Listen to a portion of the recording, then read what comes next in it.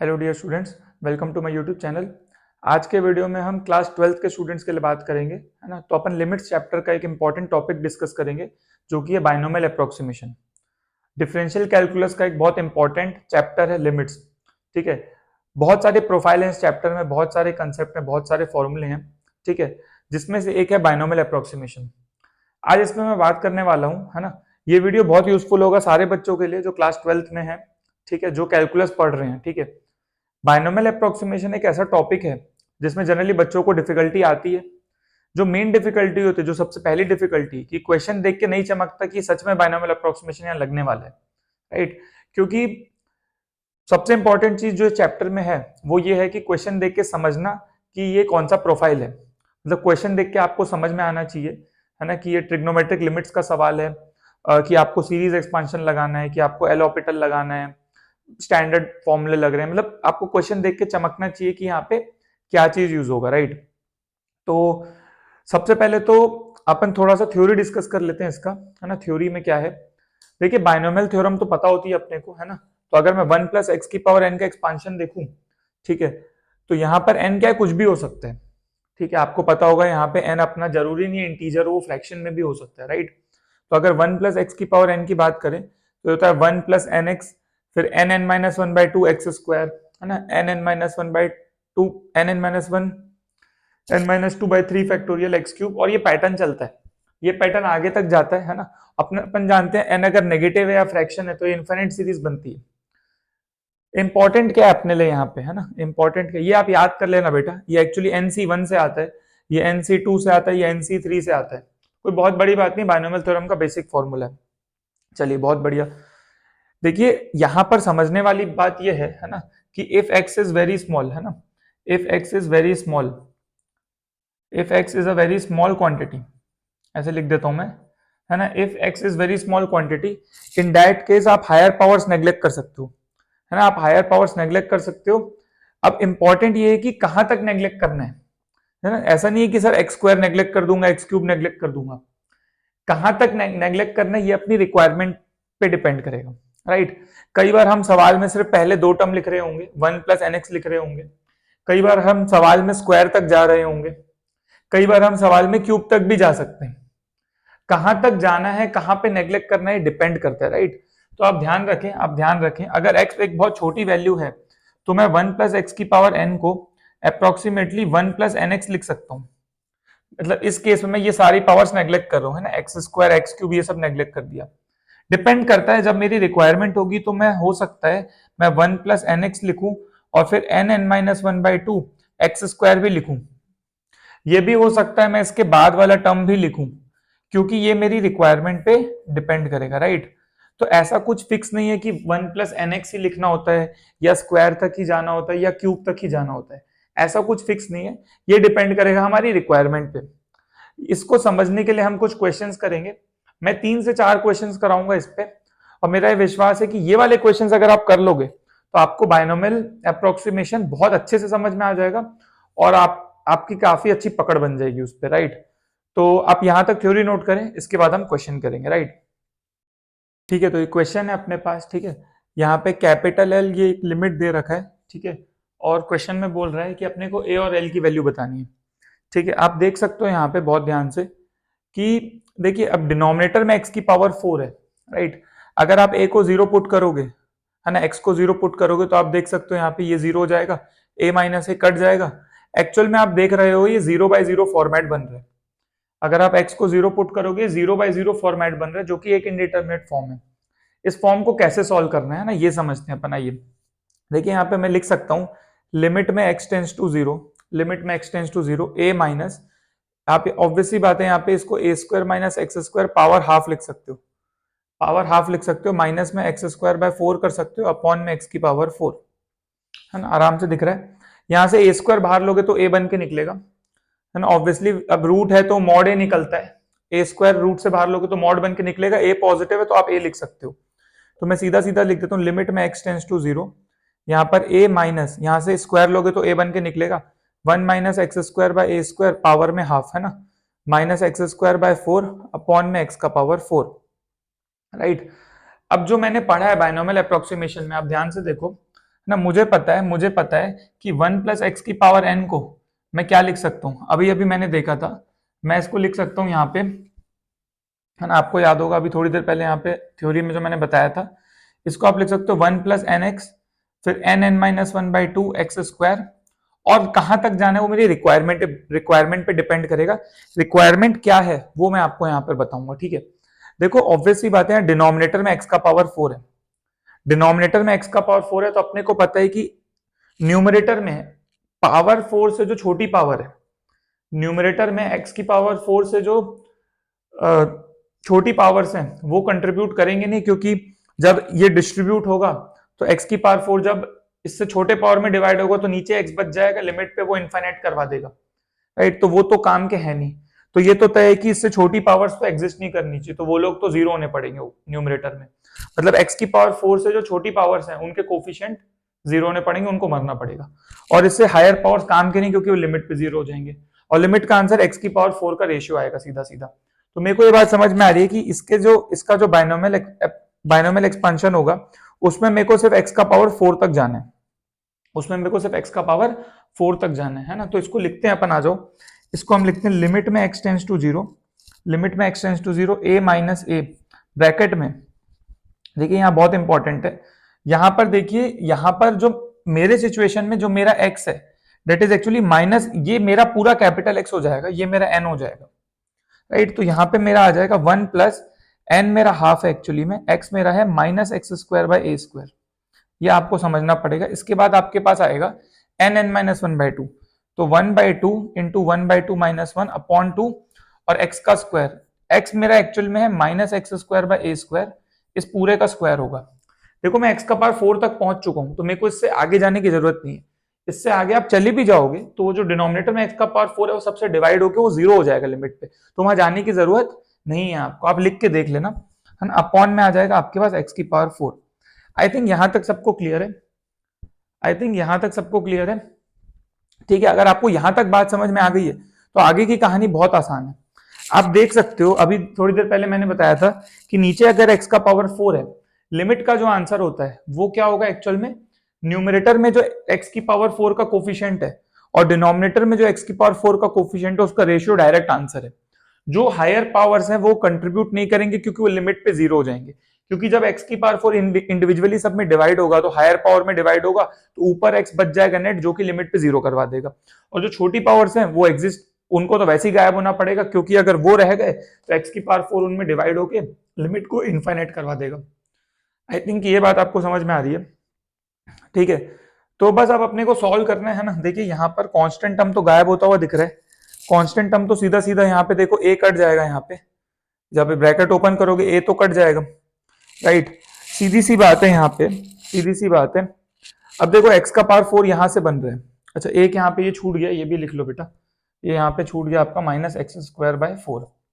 Obvious सी बात है, numerator अगर आप और अच्छे से लिख लोगे आपके पास अब क्या बन जा रहा है, ये लिमिट में x टेंड्स टू 0, है ना। आपके पास क्या बन जाएगा बेटा, x² के साथ क्या आएगा, देखो यहाँ माइनस माइनस प्लस हो जाएगा, एक आ जाएगा आपके पास 1/2a², और यहां से आ जाएगा -1/4, साथ में आपके पास आएगा x², और x⁴ यहां से प्रकट होगा, ये हाफ हो गया, ये भी हाफ हो गया माइनस में, ये 1/8 देगा माइनस में, माइनस माइनस प्लस हो जाएगा, यहाँ से -1/8 आएगा, माइनस माइनस प्लस हो जाएगा, तो आपके पास आ जाएगा यहाँ पे 1/8 यहाँ से a⁴ आएगा, एक एक कट जाएगा, तो 8a³ आ जाएगा यहाँ पे, और साथ में आपके पास x⁴ बेसिकली आ जाएगा 1/8a³ और x⁴ और अपॉन में x⁴। आई थिंक ये बात क्लियर है।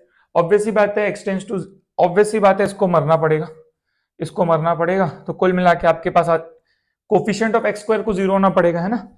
यहाँ पर coefficient of x² has to be 0, इसको मरना पड़ेगा, तो गायब हो जाएगा, और फिर जब ये गायब हो जाएगा तो रेशियो में ये कट जाएगा, सीधा ये लिमिट आ जाएगा, राइट। तो सीधा लिमिट का आंसर क्या आ जाएगा बेटा, लिमिट का आंसर आ जाएगा 1/8a³।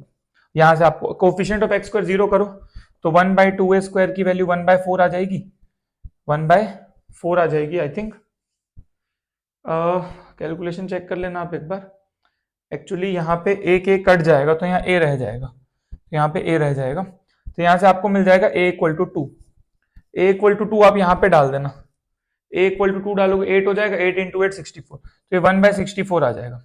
तो बेटा लिमिट का आंसर आ जाएगा 1/64, लिमिट का आंसर आ जाएगा 1/64। आई थिंक सबको बात क्लियर है, सबको बात क्लियर है। मैं कंसेप्ट फिर से बता देता हूं आपको एक बार। यहां पर मैंने क्या किया, ए स्क्वायर रूट से बाहर आएगा तो मॉड ए बन के निकलेगा, ए पॉजिटिव था तो मॉड प्लस में खुलेगा। फिर यहां पर जो है ना, अब ध्यान से देखना, जो फॉर्मूला है हमारा, ये जो फॉर्मूला है राइट, अब यहाँ पे जरूरी नहीं है कि सर यहाँ पे x लिखा है तो हमेशा x ही होगा, या x की जगह कुछ भी आ सकता है ना, या एक्स स्क्वायर भी आ सकता है, क्यूब भी आ सकता है, कुछ कोफिशिएंट भी आ सकता है ना। ऐसा जरूरी नहीं है कि डायरेक्ट x ही आपको लिखा हुआ मिलेगा, और n कुछ भी हो सकता है, n फ्रैक्शन हो सकता है ना, n कुछ भी हो सकता है, कोई तकलीफ वाली बात नहीं है।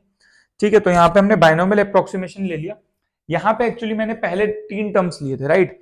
मैं x की पावर देखो, यहाँ पे एक्चुअली 1 प्लस एन एक्स करोगे तो एक्स स्क्वायर प्रकट होगा, स्क्वायर करोगे तो पावर 4 आ जाएगा। पावर 4 पे मैं रुक गया, क्यों रुक गया, क्योंकि डिनोमिनेटर में मेरे पास सिर्फ पावर 4 तक था। अगर यहाँ पे मेरे को ज्यादा मिलता, एक्स का पावर 6 मिलता, तो मैं एक और टर्म लिख रहा होता।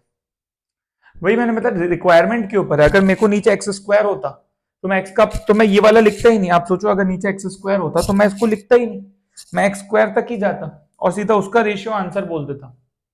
आपको बात समझ में आ रही है? नीचे जो एक्स की पावर है वहां से गेम डिसाइड होगा। गेम कहां से डिसाइड होगा, नीचे जो एक्स की पावर है, यहाँ पे पावर 4 तक, तो पावर 4 तक जाना है, नीचे जो पावर है बेटा उसी पावर तक जाना है। और लिमिट का आंसर हमेशा उसी पावर, जो एक्स की पावर 4 है नीचे में, तो उसका रेशियो से ही आंसर आएगा, कोफिशिएंट के रेशियो से। आई थिंक आपको ये बात समझ में आ रही है। ये बढ़िया क्वेश्चन है समझने के लिए। This is a good question to understand binomial approximation. कुछ क्वेश्चंस और करेंगे, आप यहां तक एक बार नोट कर लें ना।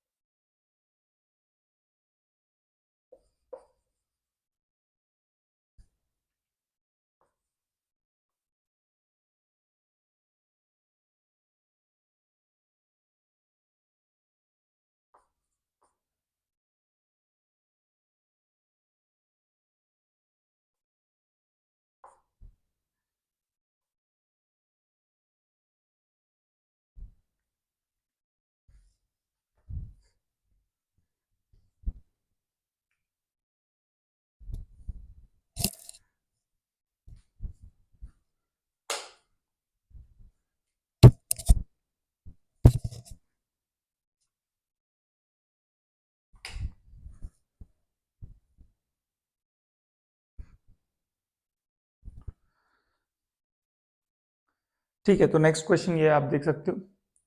तो नेक्स्ट क्वेश्चन ये है, alpha and beta are the roots of this equation. तो वो अल्फा और बीटा की वैल्यू पूछ रहा है एक तरीके से। अब बोल रहे हैं अल्फा जो है ना, A alpha of A as a function लिख दिया है, कंफ्यूज नहीं होना है ना। Alpha as a function of A, beta as a function of A बोल दिया है ना। तो बेसिकली अल्फा बीटा इसके रूट्स हैं, आप ऐसे समझो, अल्फा बीटा इसके रूट्स हैं। ठीक है, अच्छा अल्फा मतलब देखिए पूछा क्या, ये पूछा है अल्फा की वैल्यू पूछा जब ए टेंड्स टू 0 है। सवाल को समझें, अल्फा की वैल्यू पूछा जब ए टेंड्स टू 0 है, और बीटा की वैल्यू पूछा है, बीटा की वैल्यू पूछा जब ए टेंड्स टू 0 है। मतलब अल्फा जो है वो ए पे डिपेंड करता है, बीटा भी ए पे डिपेंड करता है। तो मेरे को अल्फा और बीटा की वैल्यू बतानी है कब, जब ए 0 की तरफ जा रहा है।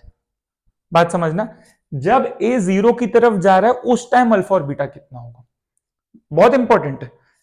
जब ए 0 प्लस जा रहा है, मतलब when A is very small, A 0 plus मतलब क्या, ए 0 को अप्रोच कर रहा है राइट साइड से, ए जीरो को अप्रोच कर रहा है राइट साइड से, तो ए जीरो के बहुत पास है ना, ए जीरो के नेबरहुड में, और ए जो है जीरो को अप्रोच कर रहा है राइट साइड से, तो उस टाइम अल्फा और बीटा क्या होगा, राइट? तो we have to find alpha and beta when A is a very small quantity, A is a very small positive quantity. साफ साफ फील आ रहा है, क्वेश्चन में बोलना चाह रहे हैं कि ए एक बहुत ही छोटी पॉजिटिव क्वांटिटी है, ए एक बहुत ही छोटी पॉजिटिव क्वांटिटी है, मतलब ये इस समझ में आ रहा है कि बायनोमियल अप्रोक्सीमेशन लगने वाला है। क्यों भाई? क्योंकि यहां पूरा पूरा फील आ रहा है, पूरा पूरा फील आ रहा है। आप सोच के देखो लॉजिकली, इसको आप लिख सकते हो 1 प्लस ए पूरे की पावर 1/3 -1, साथ में एक्स स्क्वायर, 1 प्लस ए पूरे की पावर हाफ -1 एंड एक्स, यहां पे 1 प्लस ए पूरे की पावर 1/6 -1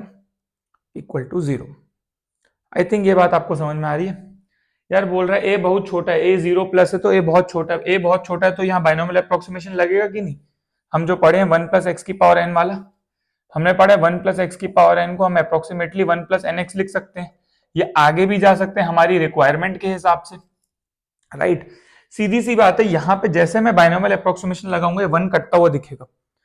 फिलहाल मैं क्या कर रहा हूँ, यहाँ पे सिर्फ 2 टर्म लिख रहा हूँ, है ना, आपको देखना, आपको समझ में आ जाएगा। यहाँ पे इसको मैं लिख सकता हूँ, है ना, इसको मैं 1 प्लस एन कितना है 1/3, एक्स कितना है ए है, तो 1 प्लस एन एक्स, इसको मैंने क्या लिख दिया बेटा 1 प्लस एन एक्स -1 हो जाएगा यहाँ पे एक्स स्क्वायर, यहाँ पे भी लिख दिया 1 प्लस एन मेरा हाफ है, एन मेरा हाफ है, एक्स मेरा ए है -1 एक्स, और 1 प्लस एन मेरा 1/6 है, और एक्स तो मेरा ए ही है खैर -1 इक्वल टू 0। आई थिंक आपको बात समझ में आ रही है, बहुत ही मस्त दिख रहा है। यहाँ पर देखो 1 कट जाएगा, यहाँ पे भी 1 कट जाएगा, यहाँ पे भी 1 कट जाएगा। क्या बोलते हो? ये बन गया बेटा a/3 एक्स स्क्वायर, ये बन गया a/2 एक्स, और यहाँ पे बन जाएगा a/6 equal to 0। I think ये बात समझ में आ गई, ये बात समझ में आ गई।